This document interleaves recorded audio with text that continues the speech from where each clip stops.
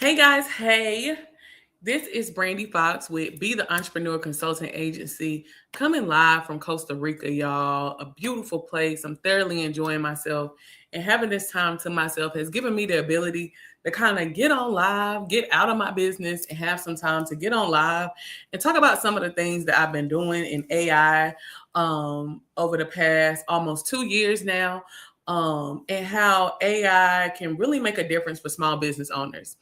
As I've been consulting a lot of business owners, they're really struggling with what does it look like to implement AI specifically in their business.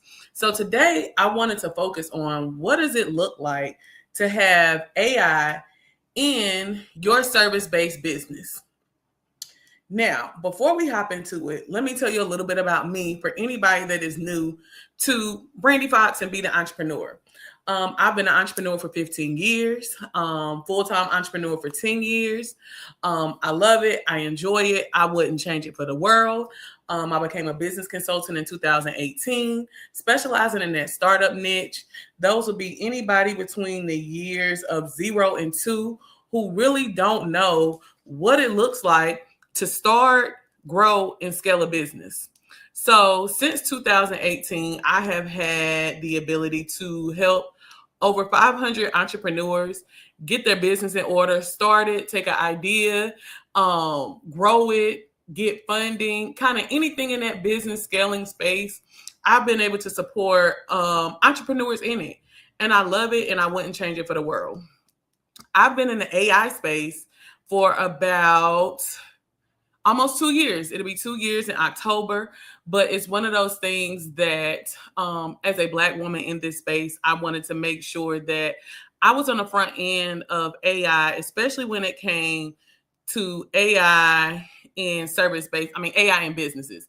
Because as we know, our community is kind of the last ones to be able to get connected to what's needed for us to stay up to date on tech, business, growth, funding, opportunities. So as soon as I heard about AI, what it's doing and what it looks like to implement that in the small business world, I took it upon myself to join the masses of other tech enthusiasts and figure out what does that look like for me, the clients I serve, and the people that really need to know what it looks like to operate their business, especially my solopreneurs. You guys are the ones that struggle the most because you are the ones that are carrying the burden of running multiple parts of your business. So you have to worry about marketing, payroll, yourself, what else? Operations, hiring, human resources. And I know all that because I've been there. For my first 5 years in business, I did everything myself, in addition to getting my master's and working as a social worker. So as you can imagine, that was definitely a trying time for me. But what I've learned and what has really helped me out, and I've really kind of perfected over the last few years, is being able to set up systems that will allow me to operate in a better space. Because if you think about it, the struggle really comes from our inability to do multiple things at the same time. And that's where AI comes in at. A lot of people get it confused. They feel like that AI is just here to take over everything. Like, I want AI. Like, I get a lot of people, they be like, hey, I want AI to run my system from front to back, back to front, which is cool. And it can do that. But what you want to remember as well is that AI is just a program, guys. It is just a program that is like any other game system, operation system, anything else that you have in the tech field. That is what it is. And it's programmed to be able to automatically, to a certain extent, complete commands. So we have to prompt it, give it what we want it to do, and then it goes off limited information. It's a lot better now because, of course, with ChatGPT and any of these other AIs, they grow the more data we put into it.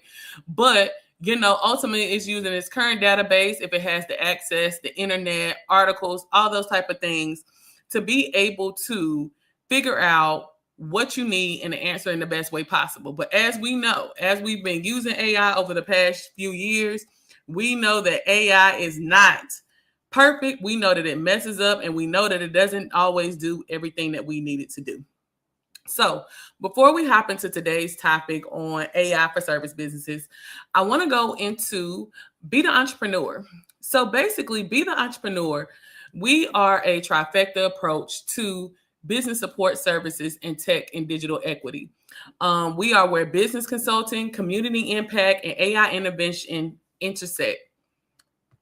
Our goal when transitioning into this trifecta system, January 2026, was to create an economic mobility ecosystem. Basically, it's a continuous loop where entrepreneurship, AI innovation, and workforce development feed into a lasting community growth. Because as we know, the loop continues. You start a business, you hire people, you grow your business, you give back to the community. It's all part of the growth factor that builds the ecosystem of for the people that live in Charlotte. So with that being said, this right here is just my loop factor and visualization. So we have an aspiring entrepreneur that comes to BTE to begin their business idea. They have a business idea, or they've been thinking about something. And they like, hey, I need help, or they've been doing something. They like, hey, I'm ready to grow. They come in, we help them with their business services. From there, if you are at the very beginning, we do all your beginning foundational work. So business formation, preparing for funding, we take you through those necessary steps. Whether you're an LLC, nonprofit, you need a business plan, or you need direct funder connections. These are all things that we can provide directly to you with Be the Entrepreneur. After we get your business going and we get you prep for your financing, your funding, and we get your business set up adequately for whatever your system is, next we go into what is the best way to build your business utilizing AI systems off the rip. So what I've seen a lot of people do recently, especially newer entrepreneurs, they're kind of working backwards. They're trying to do stuff and then they like trying to fit AI into broken pieces. So the first thing you want to do is have your business foundations together. Now, of course, as a new business owner, it's not going to be perfect. But if you have those foundational elements of how your business runs, who do you want to hire, how you going to run your legal, how your customer acquisition process, when you get those type of things in place, it allows you to know exactly what AI systems you need and how to implement them. But you don't know, a lot of entrepreneurs I work with, they really struggle on implementing AI because they don't even know outside of their own brain how their business works. And if you don't know how your business works outside of how you calculate it, if it's not documented in some type of process, it's going to be very hard for you to implement AI because you need to have your business model written down in front of you, broken down by operations, human resources, customer acquisition, lead generation, retention. Each of those systems, each of those areas that I just informed you of, each of those areas should have its own set protocols of how it works. Your lead generation should be totally different than your retention strategy. Every area should have a strategy. And when you have a strategy in each one of those areas, it gives you the ability to know, hey, this is where AI can fit in. It lets you know how many systems you need. It lets you know what systems can connect to make a streamlined process. And then for some of my clients, it lets them know like, hey, I've been out here researching. I don't want to deal with 7 AI programs, 5 AI programs. And there's some people that need custom AI systems. And that's where we come into play as well. You tell us your vision, and my team is able to create that vision and turn it into your own AI system for your business, specifically for your business, to meet your exact needs. Now, when it comes to our nonprofit, the AI Business and Career Lab, that's when we get into workforce and career readiness. So what this ties to is people that go through AI Lab, we actually put them into our Recruitment OS system. That is a local business database that allows small businesses to be able to have access to quality, trained professionals in the areas of business management, social media management, business automation. So once they train with us for 6 weeks and get those skills, we put them into the Recruitment OS. We interview real small business owners who don't have the budget to get on something like who don't have the budget for LinkedIn hiring or ZipRecruiter, because as we know, to hire quality work, it's expensive. So now at a discounted rate, you're able to get access to people that you don't even have to guess about. you actually know that they are certified and have the credentials to run a full AI powered business. From there, that allows us to create that job creation and hiring pipeline. So now we are supporting the entrepreneurs that are building their business, that are looking to hire. And we're also training the talent, the AI talent, to come together. So now we have the AI systems that Be the Entrepreneur Connect that creates. Then we have the trained AI professionals that connect with those systems. So now we are building an ecosystem of economic development that allows small business owners, those looking for jobs, to be able to get the necessary skills to stay competitive. Because as we know, by 2035, 58% of frontline jobs are going to be replaced with robots, AI, or tech. And the only way for us to be prepared for those things is to make sure that we are equipped to be able to stay abreast on what's going on in the AI space, make sure our skills are up to par, and make sure that our business operations are up to par. If you are not automating, if you are not using AI in some point of your business right now, or even have a plan to by the end of this year, you already behind. And that's not trying to be funny. If you are not using AI specifically by 2028, you're definitely all the way past the mark. Because by 2028, we're gonna be on a whole new system. So that's why I've been trying to encourage people, get into AI, figure out what works for you. Everything doesn't work. Everybody is not a programmer. Everybody is not out here building AI systems. But knowing your business, understanding your business allows you to implement AI a lot better, and it keeps you from spending money on multiple services that don't align. So from there, we go into community wealth and mobility. So once we've got the jobs, we got the businesses is hiring for the jobs, now we are building a space of community wealth and mobility. Now, brown and Black people that are in the business space, economic growth space, as well as the tech space, have the ability to create a coalition of each other, of people who need each other. So now we're using our systems to be able to reinvest back into our community, our society. Whereas we know the dollars are moving out of the Black community within 4 hours. We have the lowest dollar retention rate out of any other races. But I will say, even though, there's a lot of factors into that, I won't get into that. What I do know is that a lot of times when it comes to us, it's a lack of access. We're finding out about things that can streamline, grow us, take us to the next level. We finding out about it years after everybody else then found out about it, shared it, used it, grown. But I will also say in that as well, that it's all about that ecosystem of community growth. You got to be able to lend a hand, get a hand, all of the above. Can't have too many Indians, can't have too many chiefs. Got to have somebody that's willing to lead, got to have somebody that's willing to follow. And when you create that balance, you're able to create inevitable growth in a system that was really not created for us to grow. From there, we circle it on back and we get to reinvest in new founders. So now we have our expert employees in AI, we have our expert entrepreneurs in AI, and then we utilize that to feed back into the system by volunteering, coming and speaking to some of our program opportunities. That way, we're not losing the knowledge. We're using what we learned and we're recycling it back into this new generation of people who are trying to learn AI, grow in AI, and just really make sure we stay on the bar. So that is a little bit about AI, what it looks like, and how Be the Entrepreneur is looking to be the catalyst in the AI business space. Now that we've got that out the way, let's hop into what does it look like to have an AI, to implement AI into your service-based business? So the biggest issue that I find when it comes into it, like we talked about before, is that people do not have systems in place. You're all over the place. Now you have it in your brain. Now you can spit it out if I ask, but you have no documented processes to where if something was to happen to you today, you can hand it over and somebody's able to operate your business just like you did without any hiccups. So the issue is not that we're not using AI, because I have a lot of clients that's using 5 to 7 systems right now they're paying for. If the problem is you have a workflow problem, you don't know how to use AI because you really don't know how your business functions. So when those two are not connected, that causes the issue. And next thing you know, You spending $100 to $150 on systems that are not connected, do not talk, and that is taking away from your time from growing your business.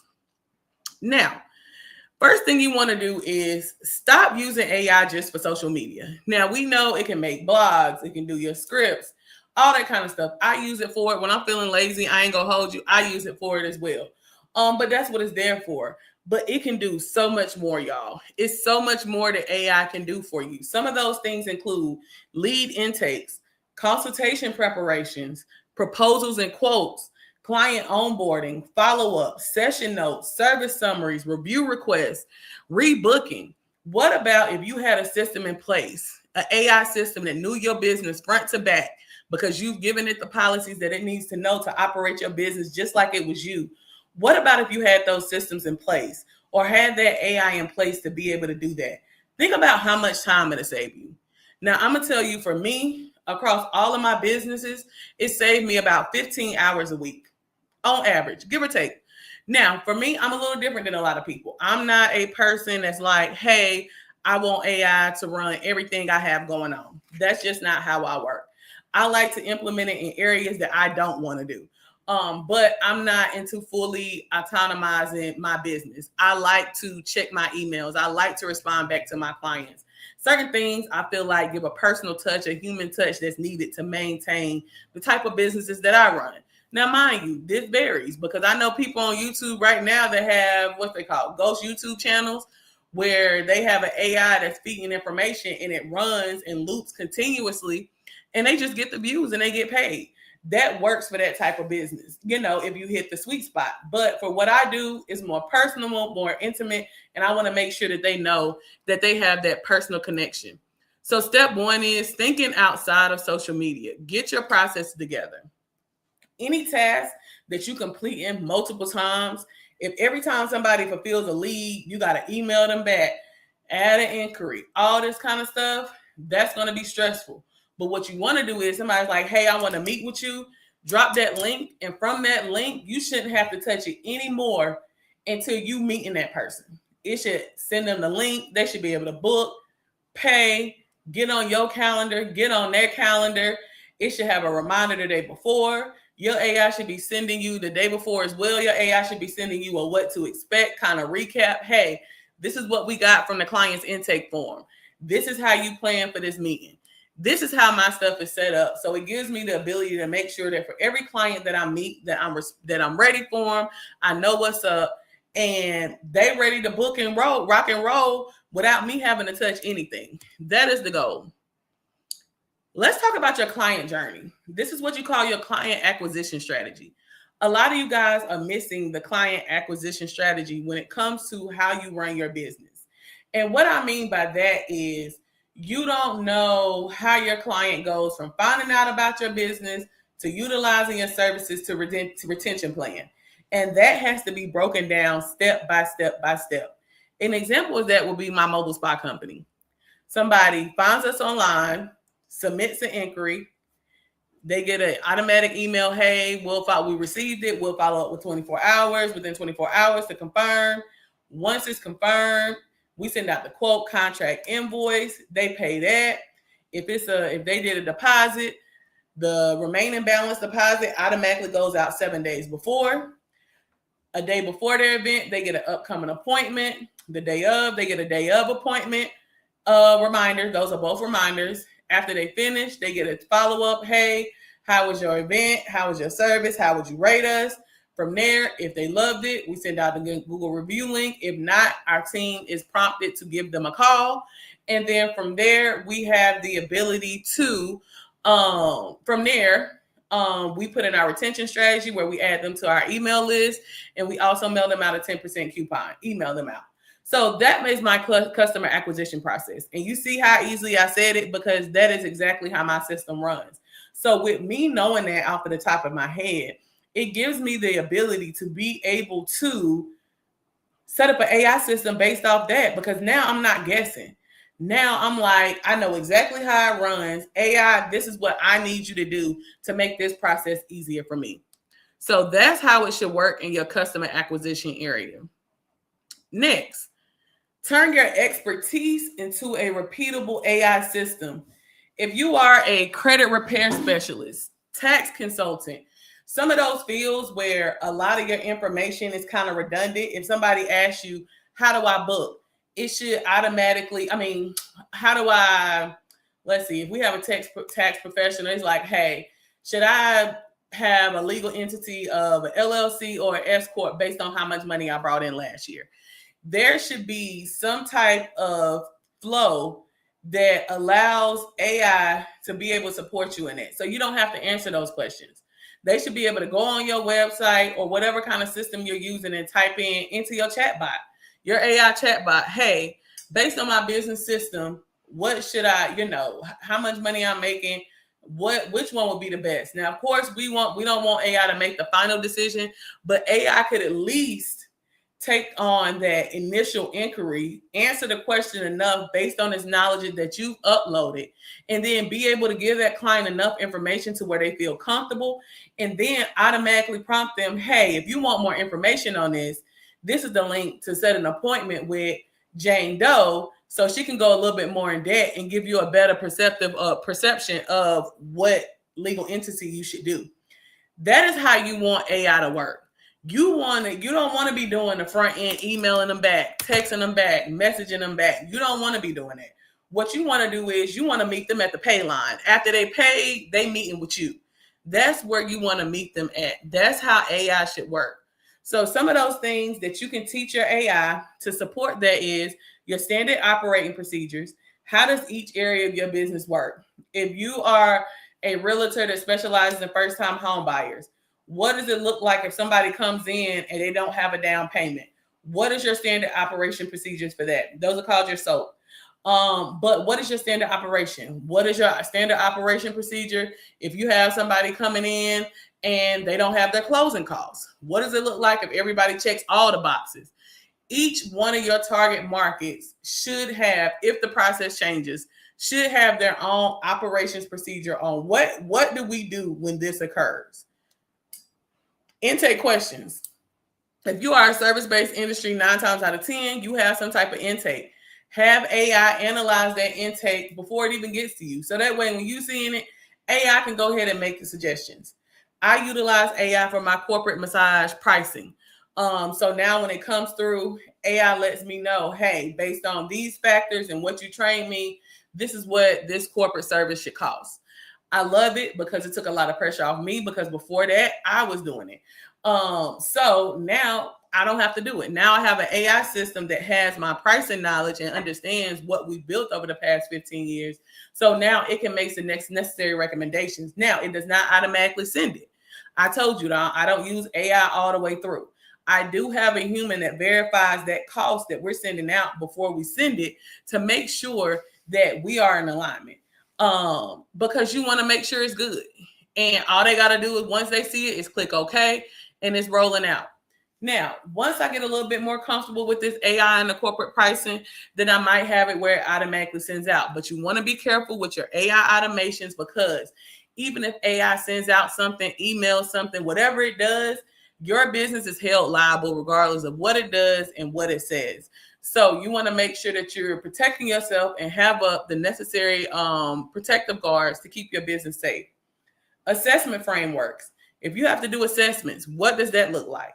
Service checklist. If you have a service-based business, if you are a handyman, what does it look like if somebody needs their TV mounted? What is your steps that you do? Decision trees. This is your ownership. So that's basically like a what would I do type thing. You come down, hey, a client wants to get a TV mounted. One route is they have the bracket, they just need it done. Route 2 is they don't have the bracket, they need you to buy the bracket, and they want you to come look at the area because they don't know if it's a good fit. You want to have, those are called decision trees. This basically kind of operates what you would do in different scenarios. Now, I will be honest, decision trees are a little bit more advanced in the business space because it's a lot easier to create them once you kind of been in a situation with your business because you know how you handled it. So it's going to be hard to handle if you're a TV handyman. It's going to be hard to say, what would I do? How do I repair a TV that's failed? If you've never had a TV that's fallen or you're new in it, So kind of preparing yourself and building the decision tree as you go through things, that's what I would suggest. Next, 4, create your AI protocols before giving anyone access. So before you get into the AI, you should already have your processes written down, or you should have brainstormed your ideas with your AI to go ahead and upload those. Do not give out your protocols before you test that AI, and also before you give anybody else access. Because what you don't want to do is take something live, you haven't tested it, and now with your real clients, it's not working. Okay. You don't want that to happen. You want to be able to make sure that your business model is where it needs to be. Okay. So create your protocol, utilize AI if you need to support you in that, to make sure that it's organized. Then from there, put in the systems that you would like to put on the systems that you would like to utilize to be able to support the protocols that you put in. Some of the things that some of the rules, and what we mean by that is kind of protocols and rules. So basically, this nonprofit that I contract with, they have rules, and they have an AI rule and protocol that they put in this year. What can be put into AI, what needs to be redacted, those type of things. What AI can they use? All those type of things. As we're moving into a more tech AI culture, these are things that you need to talk about with your team, because the last thing you want to do is put your business at risk because somebody put some personal information into AI. Now it's out to the public, So you want to be careful. You want to be safe, okay? Next, y'all, this is the last one. See if you even really need AI. And not saying that AI cannot be fit in different places, not saying that AI is not amazing. But what I will say is, I think because of the hype of AI, I think that people have really, really been pressuring putting AI into their business. And then when I meet with them and they go through their processes, I'm like, to keep it real with you, you don't even need AI. You know what I'm saying?